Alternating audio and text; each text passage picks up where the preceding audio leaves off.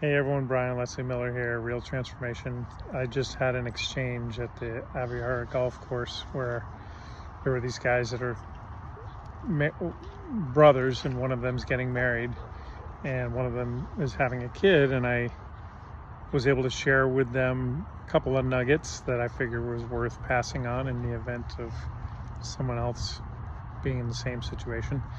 And that is that if it's your first child, as a man, you should know that you're going to be walking through a desert for about 2 years where all of the attention is going to be going to the child, and that your beloved is going to need you to help her resource.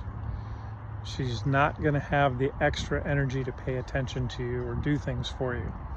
So it's for you, for us, I guess, but for you to kind of quote unquote man up and be the provider protector for her and your child as you go through that first 2 years. And then something sparked the conversation with the guy who was just getting married, and I pointed out the book, The 5 Love Languages, asked if he was aware of it. He was actually aware of it. And then I went into something about the communication, and shout out to Allison. And I put forward this idea that for 90,000 years, we were hunter-gatherers, and the men were the hunters and the women were the gatherers for the most part. And as hunters, what we do is we go out and we block out everything but the search for movement. We just need to completely focus on one thing, and that's movement. Don't talk to me when I'm that focused, because we're going to go hungry. And the way it translates to our current day is, the man is sitting there working on his computer, and the wife comes to ask him a question, and he barks at her because he was in that hyper-focused place. And he was so close to getting the game, if you will, whatever that is in that scenario, like chasing down an idea or coming to a conclusion about a thought or something like that. In the creative process, I think, is what would take the place of hunting.